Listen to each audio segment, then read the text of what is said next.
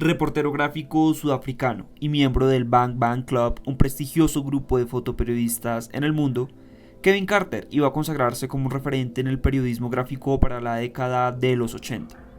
Sus potentes fotografías narraban la crudeza de la realidad humana, desastres naturales, conflictos armados, guerras civiles y como resultado un centenar de víctimas pasaron por su lente. Su origen le permitía entender los crecientes hechos de violencia que se presentaban en su país gracias al apartheid que se imponía en la sociedad africana. Por ello, decidió involucrarse, registrando con su cámara escenarios violentos y lesivos. Durante las particulares crisis económicas que se presentaban para estos tiempos y que terminaban derivando en procesos de hambruna en la población africana, la Organización de las Naciones Unidas decide lanzar la Operation Lifeline Sudan como una iniciativa humanitaria para asistir a las víctimas de hambre en aquel país. Robert Hadley, también fotógrafo, decide invitar a João Silva, reconocido fotógrafo brasileño, y a Carter a cubrir este evento. Sin dudarlo, Kevin se apunta como fotógrafo independiente. Así, los tres fotógrafos vuelan a Ayot, al sur de Sudán, donde iban a reportar los cientos de miles de personas beneficiadas por la ONU. Luego de una semana, los reporteros gráficos estaban a punto de partir, cuando, de repente, Kevin Carter iba a observar la escena que cambiaría su vida en un instante. Una niña, con evidentes signos de desnutrición, se encuentra en el suelo. Metros más atrás, merodeaba un buitre. Hecha la escena, Carter encuadra y toma la fotografía. El fotógrafo quería retratar la hambruna y el peligro por el que pasaban las comunidades africanas. Una vez hecha, Kevin se dirige a visitar con João Silva otra comunidad en el sur de Sudán. El 26 de marzo de 1993, esta fotografía tomada por Carter iba a cobrar magnitud sin que él lo supiera. El periódico The New York Times publicó en su sección internacional un artículo de la autora Donatella Lorch, titulado "Se describe a Sudán como un país que intenta apaciguar a Occidente". En este artículo, que hablaba sobre la crisis de los refugiados y la guerra civil, reposaba la foto de Kevin Carter. En el inferior se leía: una niña pequeña, debilitada por el hambre, se derrumbó recientemente a lo largo del camino hacia un centro de alimentación en Ayot. Cerca, un buitre esperaba. Tan grande fue el impacto de esta fotografía que miles de lectores escribieron al periódico con el fin de saber el estado de la niña. A lo que el medio respondió que, si bien el fotógrafo había aguardado hasta que el buitre huyó, se desconocía el verdadero estado de la menor. A pesar de esto, la carrera de Kevin iba a encontrarse en su cúspide. Con grandes elogios y aplausos, se hizo ganador del premio Pulitzer de fotografía de reportaje por su imagen de la niña sudanesa y el buitre. Sin embargo, entre la opinión pública rondaban preguntas sobre el por qué Kevin no ayudó a la niña y por qué prefirió tomar la foto. Junto a esto se sumó otro lamentable hecho. Ken Osterbrook, fotógrafo estadounidense y gran amigo de Carter, había sido asesinado mientras cubría la guerra civil en Somalia. Este hecho logró devastarlo, llevándolo a decir que tendría que haber parado esa maldita bala. Tendría que haber sido yo, no Ken. Su amigo, Ridwan Bali, mencionaría un hecho que empezaría a marcar el destino del fotógrafo. La verdad es que Kevin y yo consumimos drogas juntos.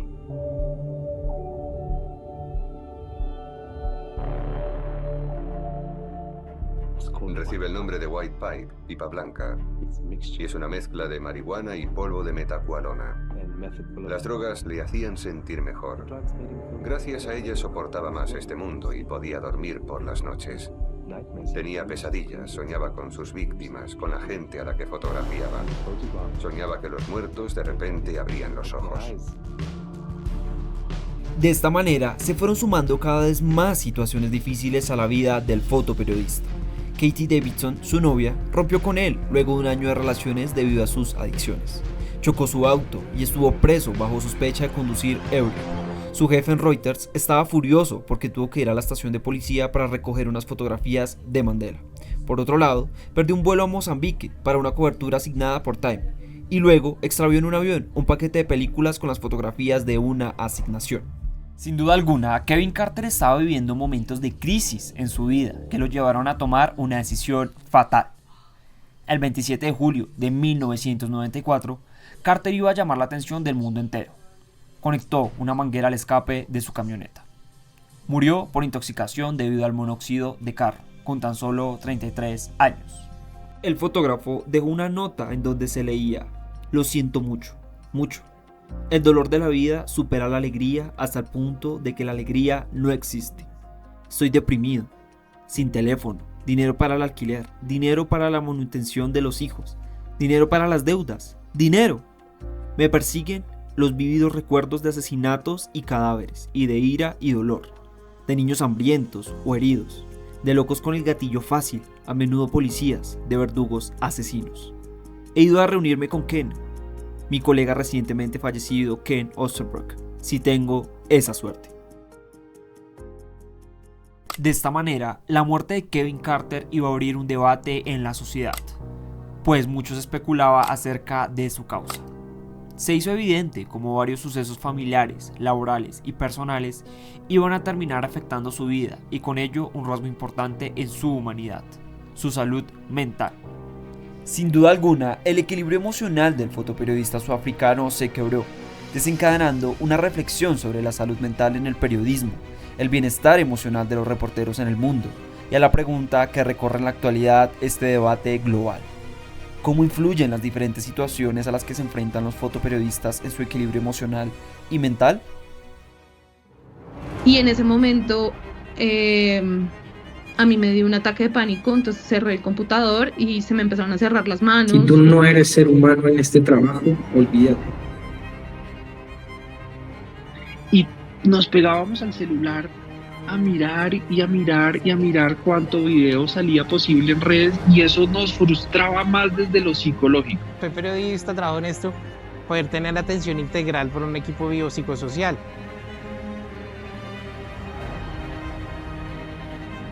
Es que el periodismo es un oficio de alto riesgo. Because a photojournalist who is seriously depressed or extremely stressed can't do their job as well as they would if they were feeling better. Detrás de cada fotografía hay una historia, y detrás de cada historia una persona. Un documental que recorre los testimonios de diferentes fotoperiodistas en Bogotá, Colombia, de la mano de expertos en salud mental, periodismo y organizaciones internacionales. ¡Hermano, no le pega a la prensa!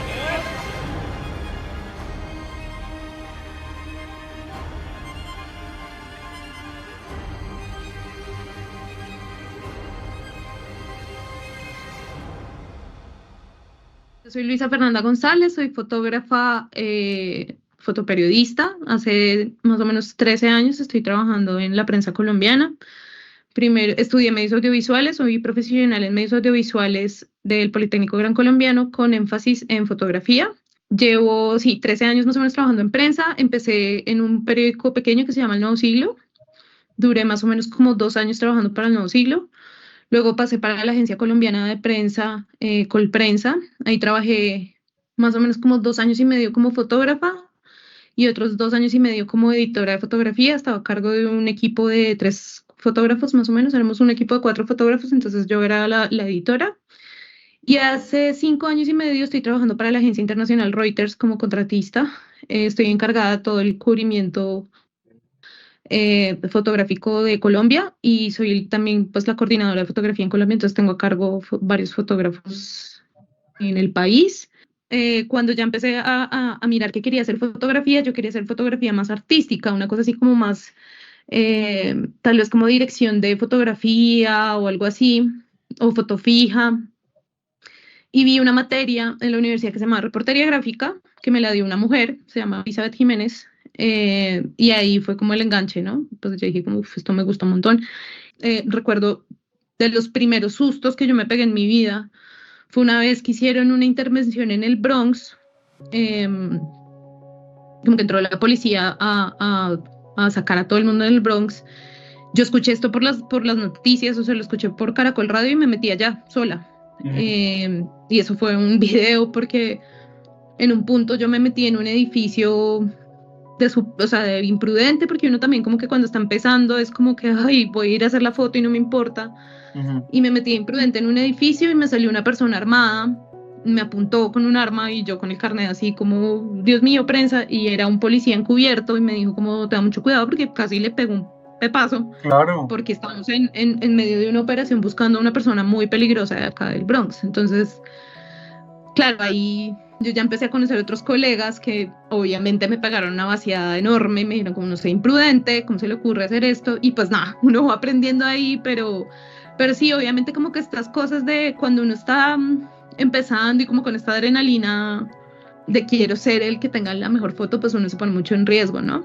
Ya ahorita obviamente yo no me voy a arriesgar así jamás, pero sí era chistoso esos puntos ahí, y sobre todo, ¿sabes qué? Yo también siento que exceptuando los paros nacionales de estos últimos años, yo siento que las protestas antes eran mucho más pesadas. Yo recuerdo que los 1 de mayo eran durísimos, y esto era difícil de cubrir porque, pues bueno, ahorita en Reuters yo tengo todo mi equipo de seguridad, tengo el chaleco, el casco, la máscara antigases, pero pues yo prácticamente duré 8 años trabajando sin ningún tipo de protección, entonces era, claro, era una carga mucho más dura. A pesar de contar con estas protecciones físicas y años de experiencia, Luisa empezaba a notar cómo su trabajo empezaba a impactarla de otra forma. Recuerdo mucho el día que mataron a Lucas Villa.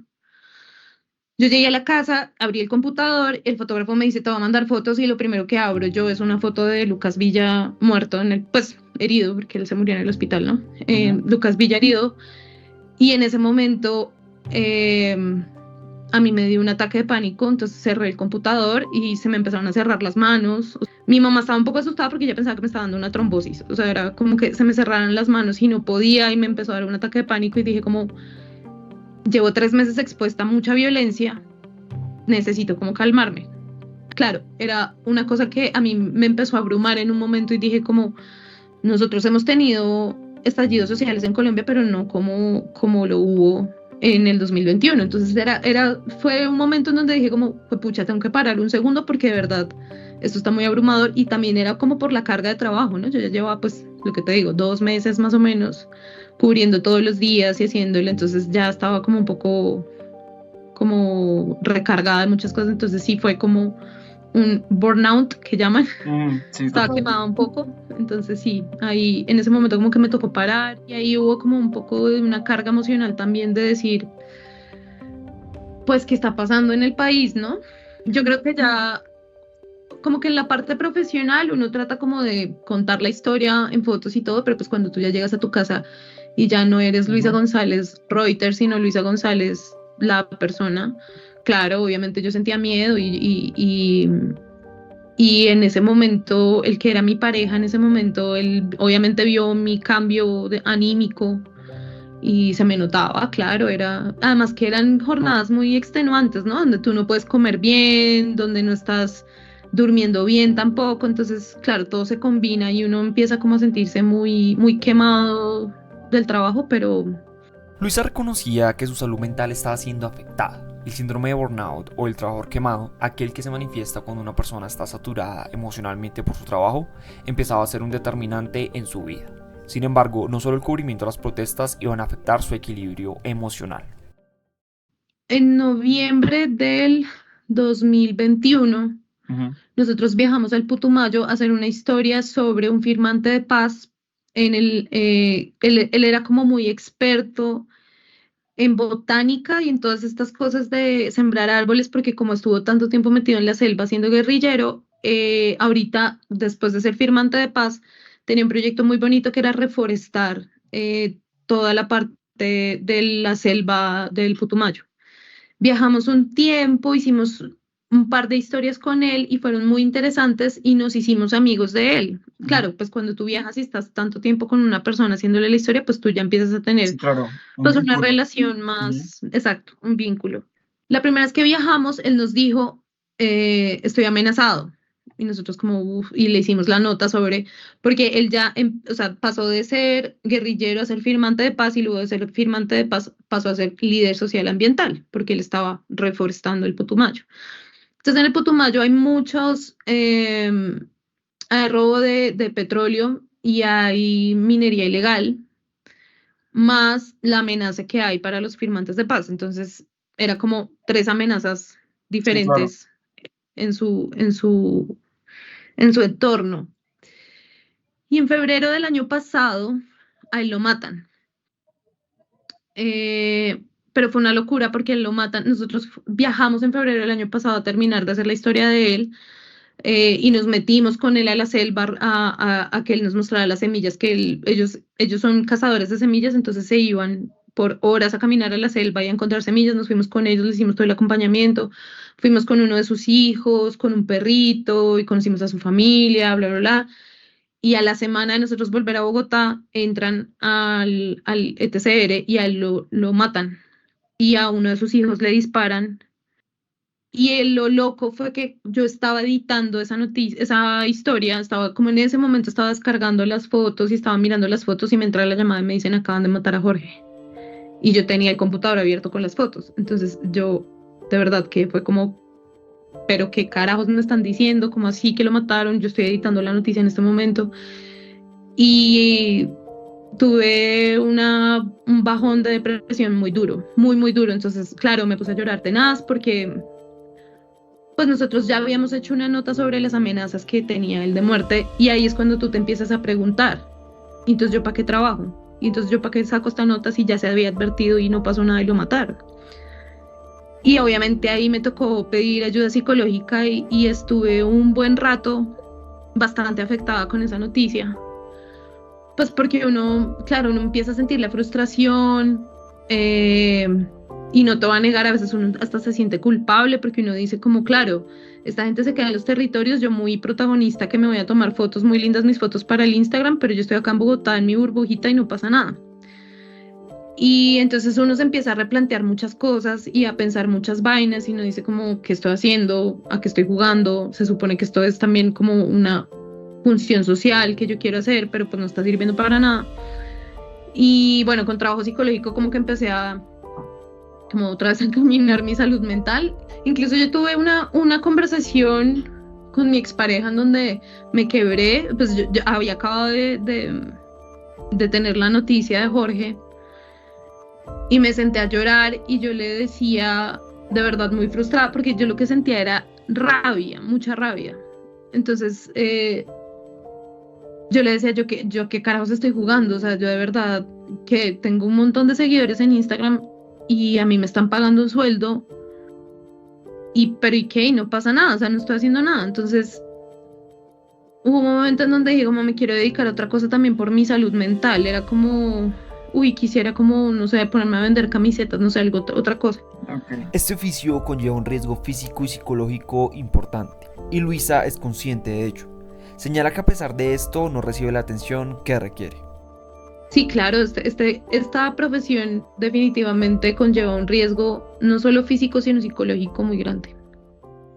Yo hasta ahora no he escuchado al primer colega de medio nacional que me diga, me dieron ayuda psicológica. No he escuchado al primero, la verdad. No, o sea, no voy a decir que no exista porque ahorita de pronto sí existe alguno y yo no tengo ni idea y no me he enterado. Pero yo que haya escuchado, no he escuchado ninguno, ni al primero.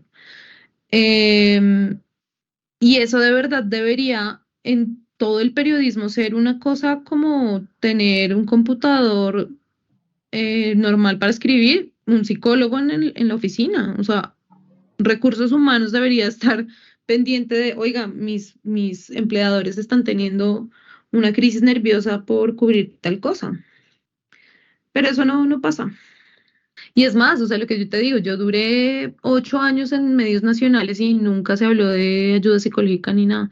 Creo que por ahí la Flip alguna vez brindó alguna cosa como de si necesitan ayuda, asistencia psicológica, pueden llamar a tal línea, pero es una cosa más como de la Flip que es como muy generalizada y que te pueden dar, no sé, una sesión de terapia y no te vuelven a contactar, y pues obviamente uno necesita un proceso psicológico porque es un tratamiento, eso no es como de necesito desahogarme con alguien y hablo 5 minutos con alguien, no, es como de verdad un trabajo más concienzudo. Y entonces sí, pero no, en los medios colombianos eso no existe. Como contratista de la agencia de noticias Reuters con sede en el Reino Unido, Luisa cuenta con un soporte psicológico gratuito al cual puede acceder en cualquier momento. Relata que para ella es un privilegio que no tiene nadie en la prensa colombiana. en donde debería haber una atención integral para los reporteros gráficos. Al igual que Luisa, César Melgarejo, fotoperiodista de la casa editorial El Tiempo, considera que la fotografía logra establecer relaciones con las personas, experimentando todo tipo de situaciones.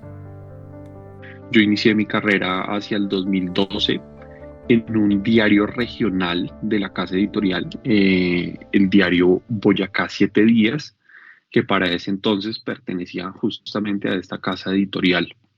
Yo para ese 2012 tan solo cursaba mi tercer semestre de comunicación y básicamente se me presenta como la oportunidad de empezar a hacer freelance, de empezar a ser un colaborador. Aprovecho muy bien ese mes, me doy a conocer muy bien con mis compañeros periodistas, con mis otros compañeros fotógrafos aquí en Boyacá. Desde el 2017 estoy en Bogotá, ya colaborando con temas un poco más nacionales, anteriormente como temas un poco más regionales. Como te digo, esto fue desde universitario, que yo empiezo mi trabajo profesional, yo lo llamo así. Y pues han sido 12 años bastante productivos, bastante movidos, en los que he podido, pues afortunadamente, cubrir de todo tipo de acontecimientos de interés departamental y obviamente nacional. Yo me gradué hasta el 2018, soy comunicador social de la Universidad de Boyacá, pero siempre he ejercido en reportería gráfica, afortunadamente. He colaborado con algunos otros medios, como France Press, como Colprensa, como Visor Image, pero digamos que toda mi carrera sí ha estado ligada justamente al periódico El Tiempo. Yo tenía muy claro que quería ser fotógrafo, eso sí lo tenía en mi concepción, pero me sucedía esto, que no sabía por qué género de la fotografía justamente encajar.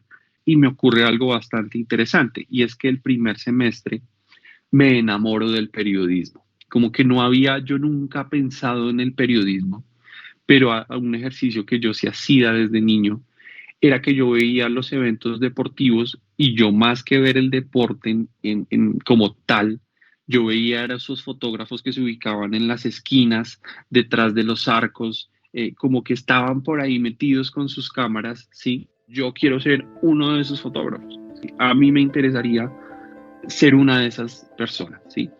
Y encuentro justamente en ese primer semestre de comunicación social lo que llamamos en periodismo reportería gráfica. Y aquí me termino de enamorar completamente del periodismo y entender y decir, sí, este es el tipo de fotografía que yo quiero hacer. Con esta firme decisión por el periodismo y más de 10 años de experiencia, César Melgarejo destaca la importancia que tiene crear un vínculo con las comunidades. La conexión entre el periodista y las personas de los entornos es vital, es fundamental, ¿sí? Yo parto de decir, pues yo soy un ser humano, ¿sí?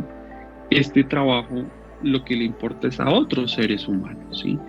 ¿Y qué nos importa? Pues cómo están esas otras personas, cómo está esa sociedad de esta temática en particular, ¿sí? Entonces, siempre será muy importante el conversar y el informarse como fotógrafo. Y eso uno lo hace en el terreno de campo. ¿Y cómo lo hace uno? Pues hablando con la gente. Sí, seguramente eso no saldrá escrito en una entrevista, a diferencia como lo puede hacer el periodista o el redactor.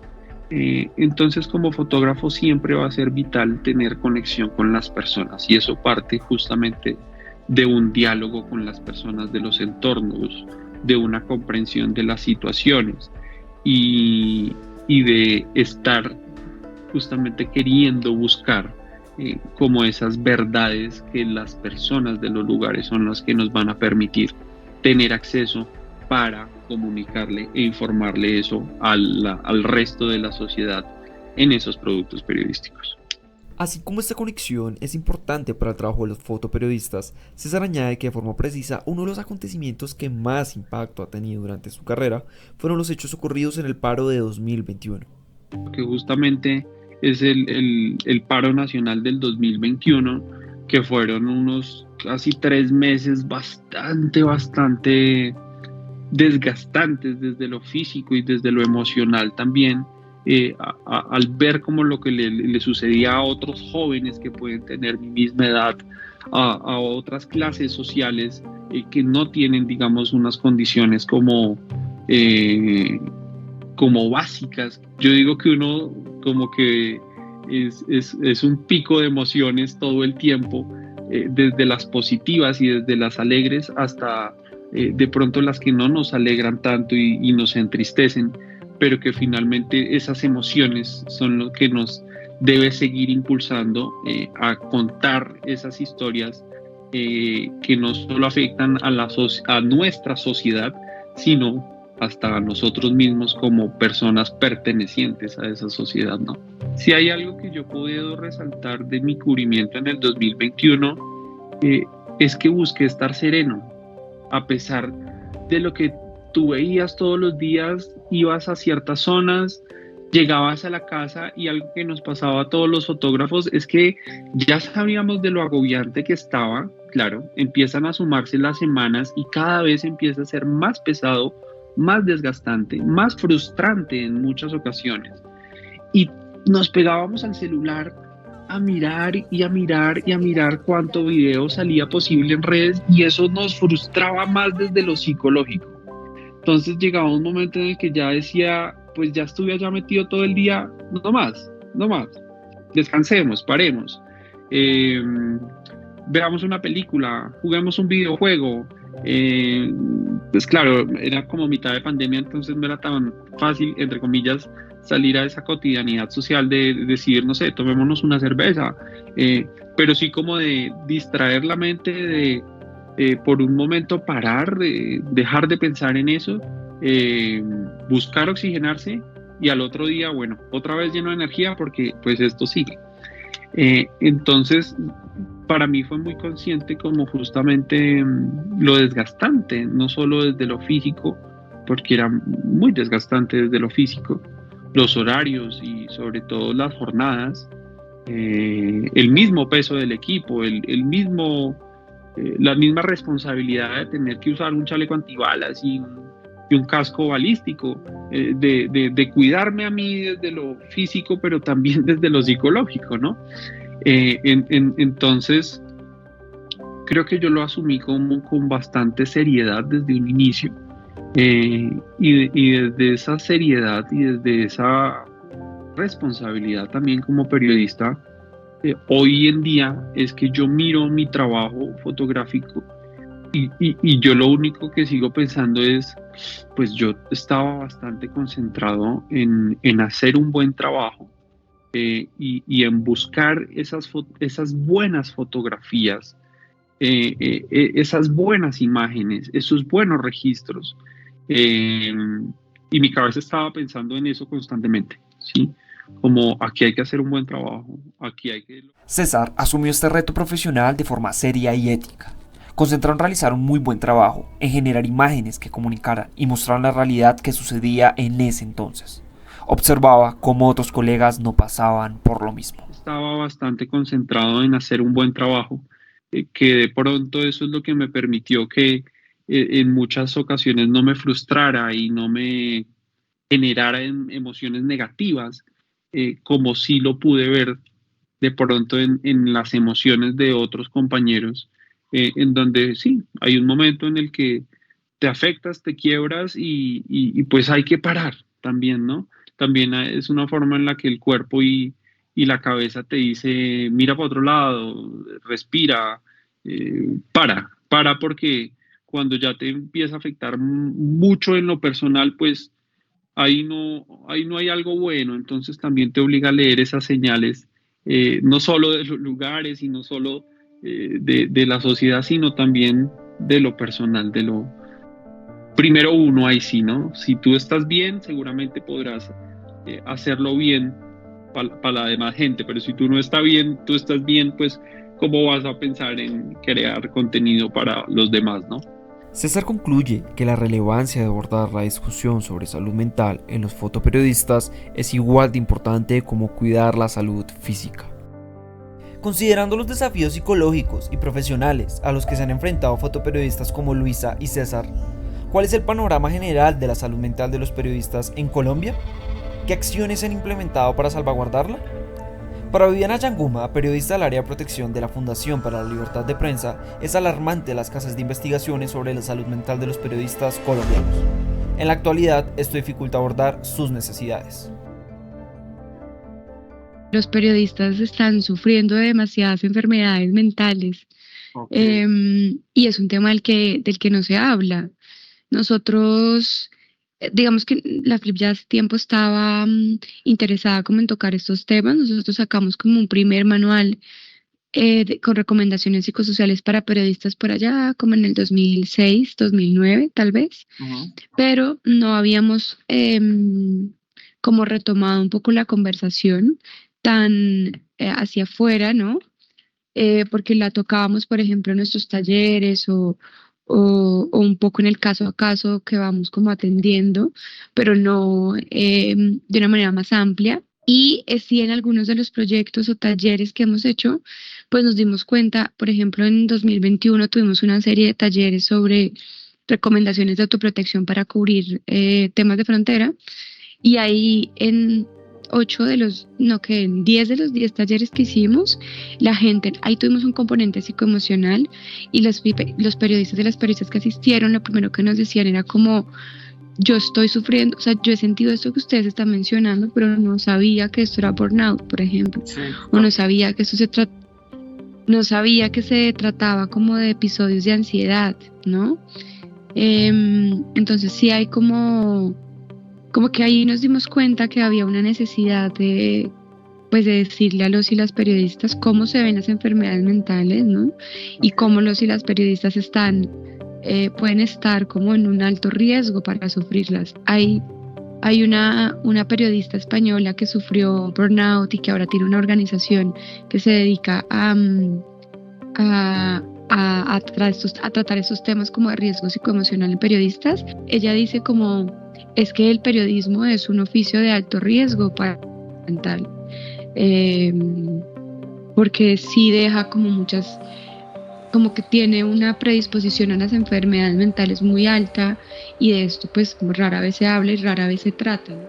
Pese a ser un tema preocupante, Viviana admite que en Colombia y como Organización para la Libertad de Prensa no se ha investigado lo suficiente, no se cuentan con cifras oficiales, aun cuando el panorama que ha observado muestra diversas alertas.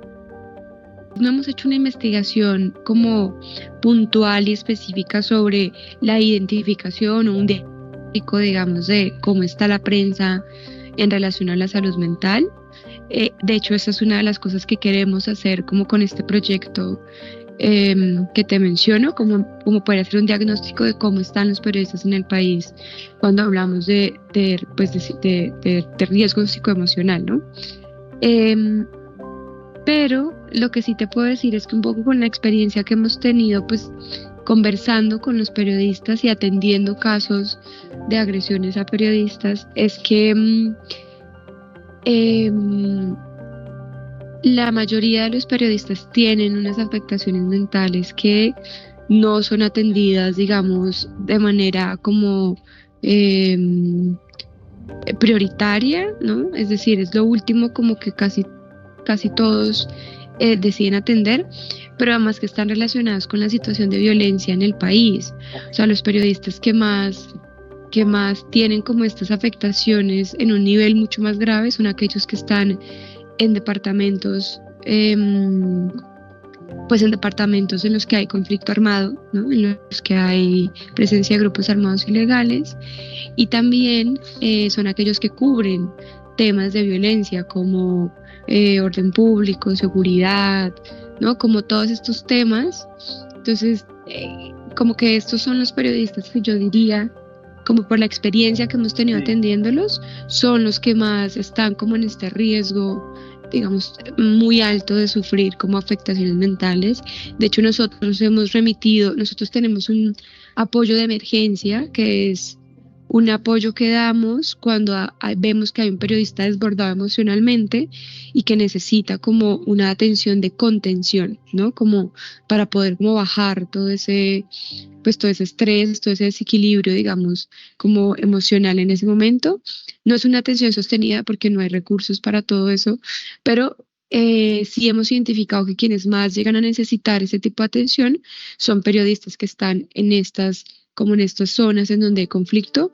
Es que yo creo que el 90% de los periodistas o ha sufrido algún tipo de trastorno emocional o lo va a sufrir. O sea, Ok. como que, porque además no es solo como el tema y el contexto en donde está, sino la precarización laboral, por ejemplo, ¿no? Hay periodistas que pueden estar en Bogotá, pero también estar en unas condiciones laborales como súper difíciles, cumpliendo unos horarios como demasiado extensos, ¿no? Con unas presiones también por entregar notas cada 10 minutos, como, pues exagero, cada 10 minutos o tal vez Sí. sí, no sé, pero, ¿no? Como con unas presiones también muy, muy difíciles que también pueden llevar a unas crisis de ansiedad, ¿no? A niveles de estrés muy, muy altos. Entonces yo sí diría como que en realidad, sin tener muy claro, yo creo que seguramente al menos más de la mitad de los periodistas han sufrido algún tipo de como de situación emocional, pues a causa del trabajo que tienen.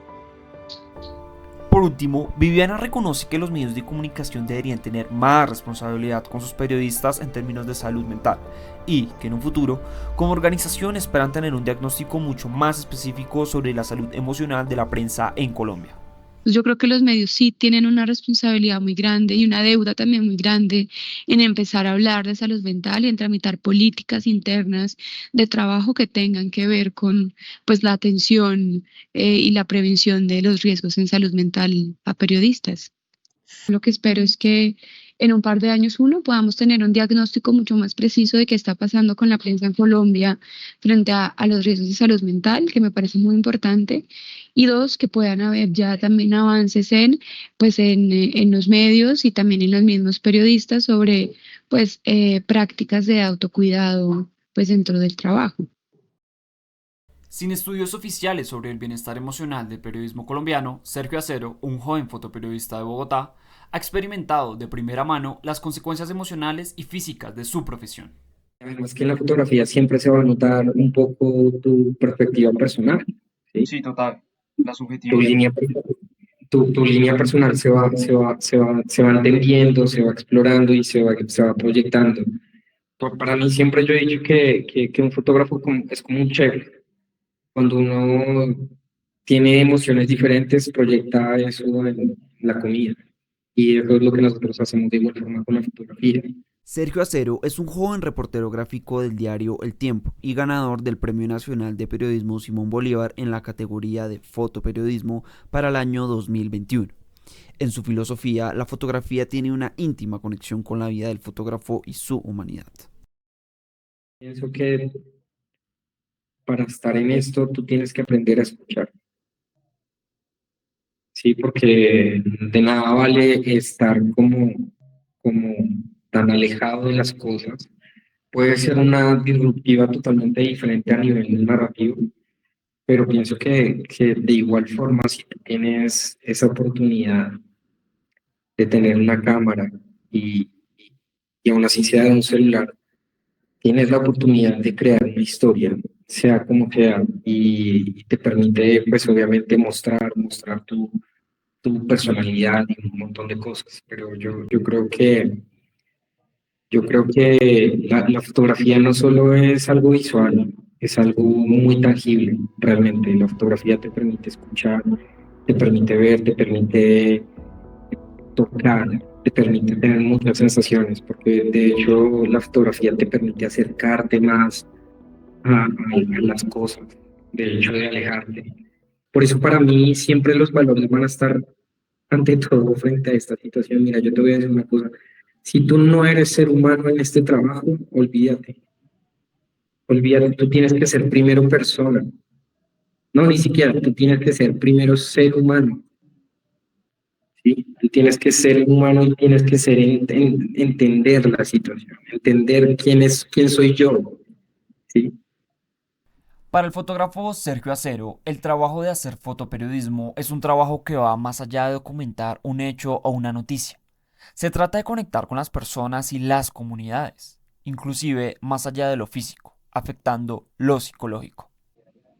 Y, y jamás voy a olvidar la historia de una señora. Ella se llama María, se llama María Teresa todavía. Eh, ella ella fue desplazada por el conflicto armado con la guerrilla de las FARC. Desafortunadamente ella y su hermana, que en una situación pues bastante complicada, no logró sobrevivir, no por el conflicto, sino por las marcas que le dejó el conflicto. Eh, Ella nos contaba una historia, pues la historia de su vida, que fue también muy complicada, y ahí es donde yo entendí que uno también tiene que tener mucho cuidado, mucho cuidado, entender también el tema psicológico de las personas, que cuando uno va a trabajar en esto, uno no simplemente debe preguntar, ¿y cómo se siente? ¿Y usted cómo está? Y uno es como, pero marica, desde que acaba de matarle toda la familia, bro. ¿Cómo va a estar? ¿Cómo sí, o sea, uno es ahí donde uno entiende como, puta, uno tiene que ser muchísimo más intuitivo, más humano cada vez para entender cómo preguntar. El caso es que ella fue desplazada por las FARC con su hermana, que mataron a su papá y a su mamá al frente, y además de eso fueron violadas ambas por parte de la guerrilla de las FARC. Ellas se fueron de ahí, llegaron a la zona sur entre el Bolívar y Antioquia, y desafortunadamente el ejército en ese momento también las desplazó y fueron violadas por el ejército. Llegaron a la zona norte de Tarazá y terminaron siendo violadas por paramilitares. O sea, estamos hablando de 2 mujeres que fueron violadas por 3 actores distintos, violadas carnalmente, físicamente. O sea, no es un tema que creo que sea tan simple cuando te lo están diciendo, es como que no es tan fácil de entenderlo, y que es tras del hecho que llegan a un sitio donde tratan de rehacer su vida, siguen siendo revictimizados. Y no con la revictimización directa, sino con una revictimización totalmente indirecta del mismo Estado, del gobierno, de las personas, de saber que nunca cuidaron psicológicamente a las víctimas de nuestro país. Y su hermana tomó la decisión de suicidarse porque no pudo vivir con eso, un año antes de que yo llegara allá. Se suicidó y tras del hecho le dejó los 2 niños que tenía ella, teniendo una familia ya creada con un señor que desafortunadamente le tocó trabajar las dragas de la minería ilegal de oro que se están dando en la zona de Bagre, Cauca. Ahí en la zona del Bajo Cauca antioqueño hay un municipio que se llama Bagre, y que le tocaba trabajar allá. El tipo tuvo un accidente, pierde su vista porque la draga lo chupó, le destrozó los ojos, está vivo, quedó ciego, y ahora esta señora tiene que velar por su situación psicológica personal, velar por la familia, por su esposo, y velar por casi 4 hijos que no son de ella, y tras del hecho de su propia familia. Ahí es cuando yo entendí como, creo que, no sé si la vida de Dios, creo que me hizo entender como que lo que estamos viviendo acá en este país es algo demasiado serio, demasiado complicado, y de una forma de no sé cómo narrarlo. Porque a ti no te enseñan en la universidad cómo narrar historias como estas, y no narrarlas, porque uno no es la voz de nadie, y nosotros somos el eco, y ese eco es el que permite que le llegue a más voces. También otro tema que yo creo que para mí fue el impacto más duro que tuve a nivel emocional, ahora sí, ya recordando un poco el tema, porque es que a veces como que uno trata de fracturar. un poco la mente para no traer esas cosas al presente de forma también psicológica y emocional no es nada bueno. Creo que hay que reflexionarlas. Mira, una de las cosas que yo he entendido después de tanto trabajar en esto, que obvio uno se guarda muchas cosas. Todos los días uno escucha historias que le rompen el corazón a uno en mil pedazos o te hacen reflexionar de mil cosas. Pero creo que es obligatorio llegar a la casa y como sentarse un momento. Si uno necesita llorar, llorarlo, sacarlo, entenderlo, reflexionarlo, conversarlo con uno mismo y soltarlo. Pues soltarlo es como un decir, ¿no? Es porque pues a la final eso va a ser parte de ti para el resto de tu vida. Una historia de esas va a ser parte de tu vida por el resto de tu vida. Y yo tuve la oportunidad de estar cuando entregaron los restos mortuorios de las víctimas de Bojayá, que fueron en total casi 98 cuerpos. En total pues habían más obviamente, pero pues no se contaron los de las FARC, porque pues aparte de las víctimas del conflicto que fueron de Bojayá, pues obviamente hubieron pues parte de los guerrilleros también hubo muchas muertes. Mira, yo jamás en mi puta vida, jamás tuve la oportunidad de estar en un sitio donde hubiesen tantas víctimas del conflicto reunidas, en las que una parte habían logrado superar la situación emocional y psicológica de lo que les dejó el conflicto por sus familiares muertos, y otras que parece como si los hubieran matado ayer. El primer día, haber estado allá, yo creo que fue un privilegio en el marco para entender no solo la paz, sino todo el transcurso que necesita una persona para poder soltar y también dejar un poco el odio a un lado. El primer día de lo que hicieron en Bojayá, porque son comunidades afro, ellos tienen muchas formas o diferentes formas de enterrar a sus muertos. Y pues claramente estas comunidades muchas veces lo que hacen o lo que hicieron para conmemorar a las víctimas del conflicto que sucedió en esa época, pues fue hacer un trayecto desde lo que fue Bojayá antiguo, ¿sí? Que fue la zona donde terminó siendo el conflicto directo, para llevarlas en lancha hasta la zona nueva de Bojayá, que esa es una nueva zona construida. Y el último día fue en donde soltamos, creo que todo el mundo. Y yo también alcancé a ver a Jesús Abán también estando en la situación en la que yo estaba, porque cuando ya lo sacan del salón comunal donde estaban en el parque, eso es un patio ahí que tenían para ellos, donde se despidieron la noche anterior emborrachándose, pero mal, güey, o sea, tomando hasta donde no hubiera mañana. El otro día ya las caras de las personas y las cantoras del Pacífico, pues muchas vienen de Bojayá, y sus familiares eran de ahí, de esa zona de Bojayá. Empiezan a cantar, empiezan a llevar a sus muertos por entre el pueblo. Me acuerdo que yo me rompí cuando tuve la sensación y la oportunidad de escuchar la historia de uno de los señores que había perdido a toda su familia, no quedó nadie, ni abuelos, ni esposa, ni sus hijos, sus nietos, a todos. O sea, no quedó nadie vivo de esa familia.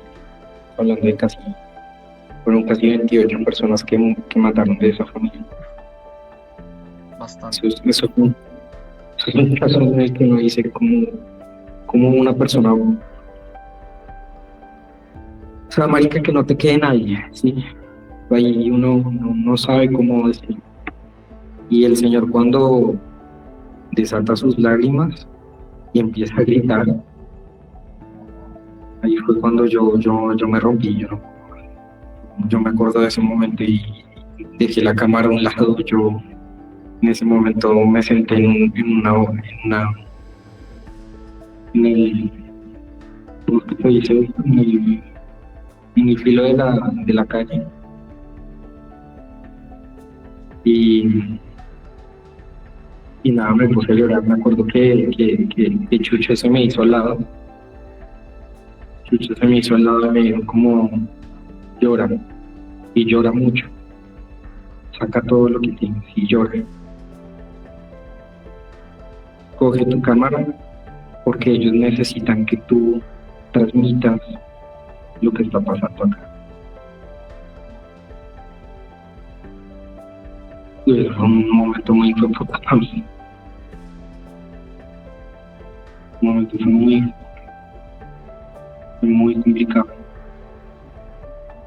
Y como te digo, yo no estaba en temas de conflicto directo donde se están dando bala aquí de un lado a otro, pero por eso te decía, el posconflicto es una cosa que creo que nosotros no estábamos preparados tampoco a nivel psicológico para esto. Y nunca lo habíamos estado, y creo que tampoco estábamos preparados para este tipo de cosas, y para un conflicto, para una situación. Esto no te lo enseñan en una universidad, jamás te lo van a enseñar. Porque nadie te va a enseñar a ti ni humildad, ni nada de ese tipo de cosas. Al final este trabajo en campo es lo que te enseña a ser como persona. Pero el haber tenido esa oportunidad de reflexión tan fuerte que tuve esos días allá, eso fue una cosa de locos, me fracturó completamente. En ese momento yo creía que no sentía cómo levantarme, te lo juro. No veía cómo levantarme. No veía cómo levantarme porque me dolía mi país en ese momento. Pues lo traigo todavía aquí en mi corazón porque todavía me cuesta mucho mantenerme un poco al firme en una situación tan dogmática. Pero fue un momento de mucha reflexión y de un dolor muy grande en mi corazón. Pues aún todavía sigo cargándolo y que todavía seguimos cargándolo. Pues de igual forma creo que no solo cargamos con el peso de nuestras cámaras, sino con el peso de las historias que nos cuentan. Pues yo creo que pasó por lo menos un mes, 2 meses. De hecho, cuando empezaba a contar la historia durante un año, me fracturaba todavía. Eso puede durar mucho tiempo, porque pues digamos que, vuelvo y te repito, aquí nadie te enseña o te dice como, venga, hablemos. Desafortunadamente, pues digamos que en muchas de las empresas no hay ese acompañamiento psicológico. Y no lo existe realmente, o sea, muy pocas empresas realmente tienen como esa responsabilidad social de empatizar con situaciones como estas, claramente porque creo que existe un poco como ese periodismo viejo que dice como, no, es que usted tiene que ser duro, usted no tiene que sentir, usted tiene que guardarse todo y lo uno y lo otro. Pues marica, no es así, o sea, si yo te digo, la gran mayoría de los tanto fotógrafos como periodistas que han dejado en la historia un nicho, son personas que han llorado, son personas que han llegado a su casa destruidos a estar con sus esposas o sus hijos, o a muchos les tocó guardarse esa situación simplemente porque piensan que el periodismo es un escudo, y no es un escudo. Esto no es una armadura, el periodismo no es una armadura. El periodismo tiene que estar sin armadura, tiene que estar desnudo completamente. La constante exposición a historias de dolor, el sufrimiento de las personas y el padecimiento de comunidades enteras ha llevado a Sergio a un punto en el que el dolor se volvió algo cotidiano, teniendo que recibir asistencia psicológica. Porque también hay enmarcaciones discretas de uno mismo. Yo por ejemplo, sufro de ansiedad postraumática, ¿sí? O sea, estoy medicado, no, sino, o sea, clínicamente me colocaron ansiedad postraumática. O sea, un psicólogo, tengo mi proceso, ya estoy yendo al psicólogo. Sé que la psicóloga también me ayudó a llevar muchos factores míos de mi cabeza, de mi trabajo, que me han ayudado como a avanzar. Porque, vuelvo y te repito, creo que me estaba englobando mi cabeza de tantas historias que me dejaba ahí, como que no dejaba salir. Pues porque créeme que puede que muchos de nosotros tengamos la oportunidad de hablar con alguien, muchos no. Y un psicólogo no necesariamente es una persona que te dice cómo hacer las cosas, simplemente es para escuchar o que tú seas escuchado. Y ya con eso tú, el mierdero en la cabeza se te va, ¿sí? Pero para mí la necesidad de tener, diría obligatoria, es obligatorio de que una persona, por lo menos mensualmente, los periodistas y los reporteros gráficos vayan una vez al mes al psicólogo para sacarse todo ese proceso. O sea, es necesario porque nosotros necesitamos que, más allá de que nosotros escuchemos las historias, también necesitamos ser escuchados. O sea, muchas veces, vuelvo y te repito, acá mucha gente se guarda cosas, muchas presiones laborales, personales, profesionales, el impacto del proceso mental que uno tiene que tener no solo para tratar de tener la responsabilidad de contar la historia, sino de procesar esa historia para uno mismo personalmente y de saber que esa mierda te hizo mierda. Entonces, y sí, o sea, uno tiene que ser sincero con uno mismo, uno debe decir, sí, esta mierda me afectó, y debo ser también honesto conmigo mismo y ir allá, que sea obligatorio, una vez al mes a la empresa debería colocar un psicólogo para que uno vaya allá y uno diga como, bueno, sí, me siento así y tal, pero para que sea una ayuda psicológica, más no de direccionamiento o de una dirección en la que pues de pronto haya la posibilidad de que digan como no, este man está loco, hay que echarlo. No, eso para eso no es, o sea, simplemente es para que te lleven un proceso y estás más relajando.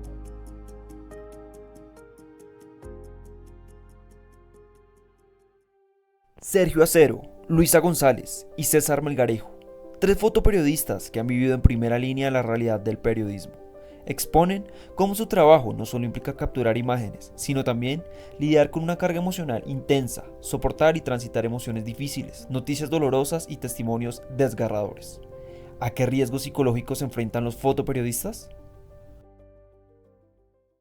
Jorge Rubio Leiva, psicólogo especialista y magíster en psicología clínica y con más de 12 años de experiencia en el campo, afirma cómo afecta a los fotoperiodistas la exposición a situaciones de riesgo y de estrés. Pero considero yo que el estrés que puede producir estar trabajando frente a la violencia, frente a tantos asesinatos, amenazas, muertes de líderes sociales, va a generar un estrés. Si inclusive uno de que no está ahí empieza a generar síntomas de estrés significativos, pues va a ser muchísimo más grave para quienes lo viven, lo ven en su diario vivir, como un fotoperiodista, como tú lo dices. Bueno, podrían varias cositas, pero las más importantes creería yo, ansiedad, cualquiera de los tipos de ansiedad, e inclusive dentro de la ansiedad vamos a encontrar estrés postraumático, estrés crónico, ataques de pánico, depresión, pues no necesariamente una depresión clínicamente significativa, pero sí estados de depresión, por ejemplo, como una distimia, que es un estado donde la persona funciona, pero siempre va como muy bajita, como estás bien, juicioso, haciendo mi trabajo, pero sin esa emoción. También podemos ver síntomas, por ejemplo, de conductas compensatorias, comer de más, fumar de más, tomar tinto de más, ¿sí? Que no necesariamente son trastornos psicológicos, pero ya se empiezan a salir de la norma de lo que es una conducta normal a una conducta anormal. Sí, la palabra normal no es tan buena, pero pues como para hacer la diferencia.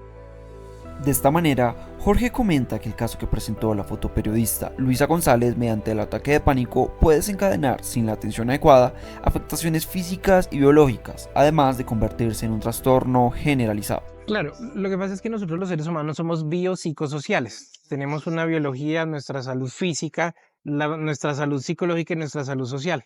Entonces, por ejemplo, de estar sobrepensando cosas de un episodio de estrés, tal vez la persona no come bien, no duerme bien y eso empieza a afectar su salud física. Aumento de peso, disminución del peso, se empieza a caer el cabello, dolores que uno no debería tener. Entonces ahí empezamos a ver que ya el trabajo y las vivencias diarias de cada persona afectan lo que va a pasar en términos de su salud. Los fotoperiodistas que diariamente se enfrentan de forma constante a situaciones de estrés y miedo al cubrir noticias y eventos relacionados con muertes, agresiones violentas y catástrofes naturales, pueden llegar a desarrollar el trastorno de estrés postraumático. El estrés postraumático, bueno, estrés postraumático y estrés crónico son características donde la persona, por ejemplo, en el estrés postraumático se siente un ataque de pánico que se va reviviendo, reviviendo, reviviendo cada vez que yo asocio cosas allegadas a lo que yo vi. Entonces, por ejemplo, la periodista que me cuentas, al ver una foto ya de unas piernas, ya empieza toda esa activación fisiológica que no puedes respirar, empiezas a sudar, empiezas a sentir el corazón a mil.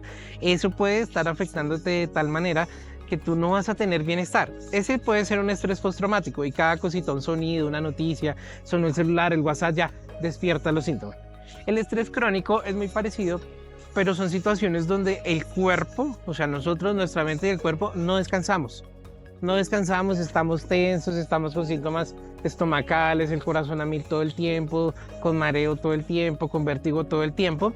Y de ahí también viene el síndrome de burnout o estar quemado, que es una persona que quiere descansar, quiere dormir y no duerme. Ese es un síntoma que hay que tener mucho cuidado, que una persona no duerma. Entonces el paciente, no sé si les ha pasado que uno se acuesta a dormir y al otro día amanece, oiga, yo no dormí, me siento muy cansado, me siento muy pesado y se siente la persona fastidiada a tal punto de que ya la interrelación con los demás también se ve un poquitico coartada porque yo ya no soy yo, sino yo soy una persona tal vez mal geniada, una persona tal vez muy sensible y por lo general va a aparecer frustración y esa frustración va de la mano con tristeza o con rabia, pero la que primero vemos es rabia. Entonces vamos a empezar a ver que la gente lo trata no mal, que la gente es un poquito odiosa, ¿sí?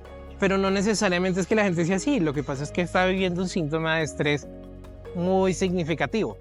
En este caso de ella haber visto eso, ese ataque de pánico, si no se lleva bien, se puede convertir en una ansiedad generalizada, una ansiedad social, se puede convertir también en síndrome de burnout o síndrome de estar quemado. Y es que la persona, por ejemplo, empieza a padecer síntomas donde no descansa, donde siempre se siente cansado, donde siempre se siente estresado. Y esto, por ejemplo, ya lo vamos a ver en términos sociales. Acuérdate que somos biopsicosociales. En términos sociales, donde ya la interacción de esa persona que está padeciendo esos síntomas empieza a afectarte. Entonces, mis relaciones con mis amigos, con mi pareja, con mi familia, empiezan de pronto también a dañarse porque mi estado de ánimo, mi actitud, mi ser normal, mi yo normal, se ve alterado. ¿Sí? Por estar sobrepensando las cosas que yo veo, por los síntomas físicos. Por ejemplo, alguien puede desarrollar una depresión de ver toda cantidad de muchachos que vivieron todas estas cosas tan difíciles, pues me puedo levantar llorando, puedo empezar a afectar el sueño, puedo afectar las necesidades básicas a tal manera que mi salud mental se va a ver gravemente afectada, a tal punto de tener que recurrir al psicólogo clínico o al psiquiatra o a los dos para poder buscar una regulación. Y pues si de pronto están en constante contacto con esta situación, pues de pronto que haya volver a equilibrarse y volver a estar bien va a estar muy difícil, porque lo primero que podríamos decirle es como, venga, aléjese un poquitico de lo que lo estresa, pero pues si es mi trabajo, es una necesidad que también yo tengo a nivel personal, pues eso seguramente me va a generar más estrés ahora a nivel personal. Entonces por todos lados, mi vida personal, mi trabajo y ahora mi salud están jugando un papel en contra de mi bienestar.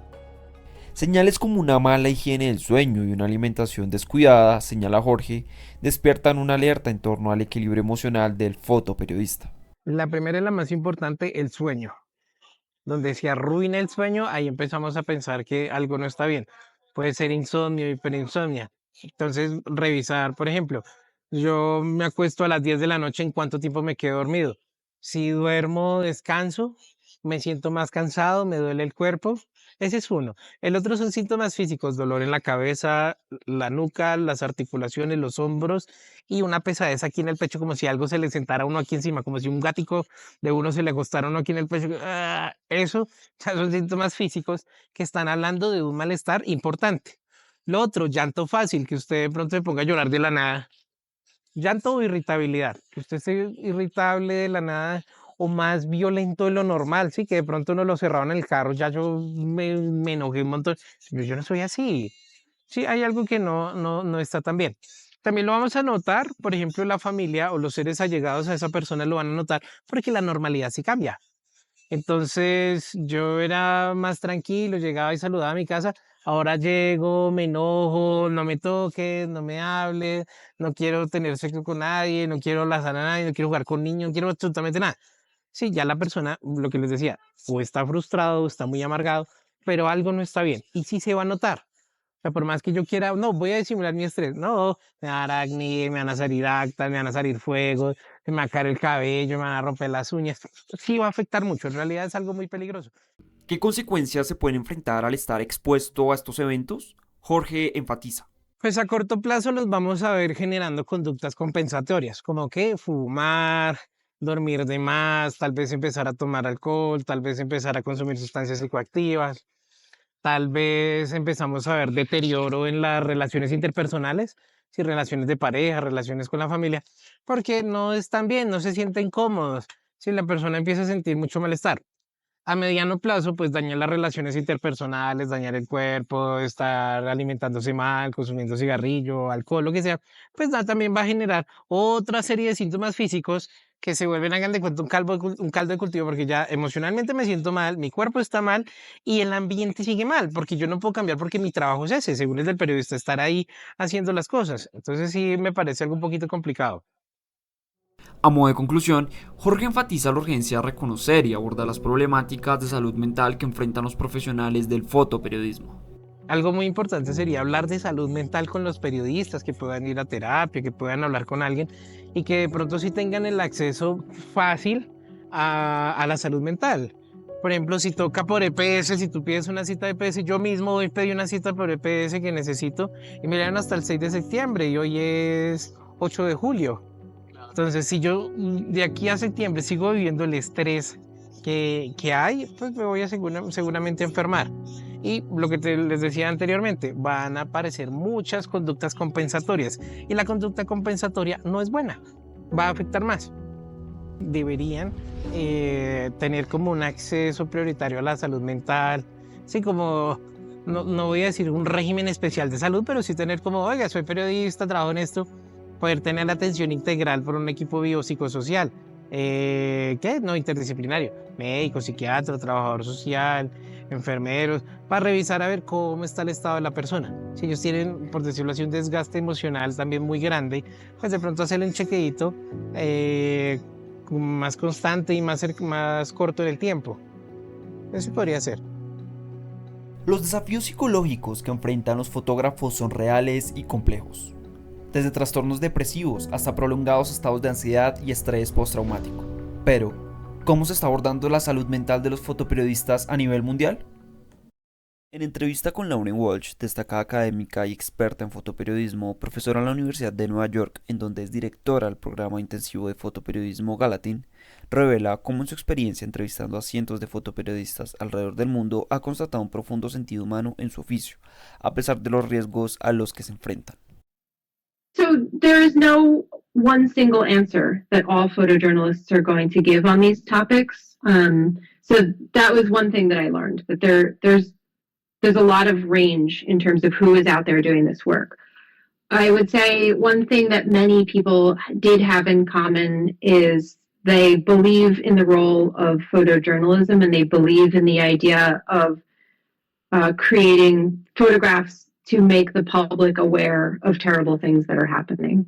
La experta en fotoperiodismo reconoce que las y los fotógrafos que se exponen a estas noticias están en riesgo de padecer trastornos mentales depresivos y de estrés postraumático. Admite que estos temas deberían ser tratados con mayor regularidad en centros educativos y organizaciones internacionales.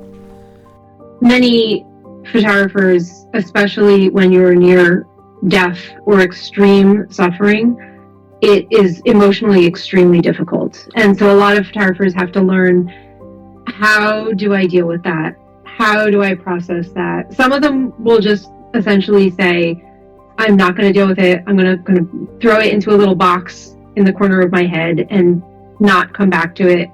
Sometimes that works. A lot of times it doesn't work. And a lot of photographers find that they can benefit if they meet with a therapist. A lot of different things. It could range from just a kind of regular depression that, and we all go through depression now and then.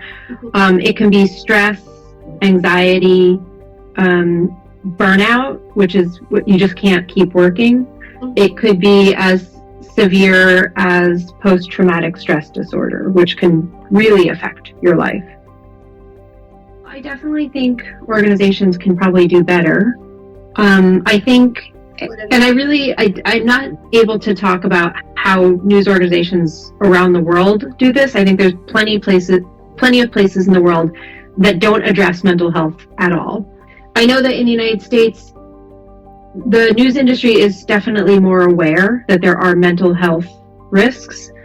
And there are a few organizations that are doing a lot of work on this. Myself am supposed to be leading a new initiative on mental health and for photojournalists. I think basically being completely honest and covering everything and explaining that there are mental health risks and there are ways to protect yourself, and giving students the language and the understanding. At the level of college.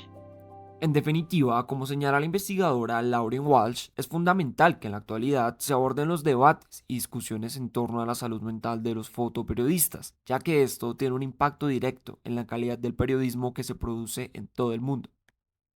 I think it is very, very, very important to talk about it, because the more we talk about it, the more it becomes a normal topic and not something that we try to hide. And the more we talk about it, the more we protect photojournalists from having serious issues. And the more we talk about it, the more it helps the industry, because a photojournalist who is seriously depressed or extremely stressed can't do their job as well as they would if they were feeling better. El fotoperiodismo es sin dudarlo un oficio que conlleva riesgos físicos y psicológicos complejos y serios, el cual requiere un compromiso humano esencial para conectar con la vida de las personas y las comunidades. Capturar estas historias fotográficas exige no solo valentía, sino también condiciones profesionales que protejan la salud mental de los fotoperiodistas.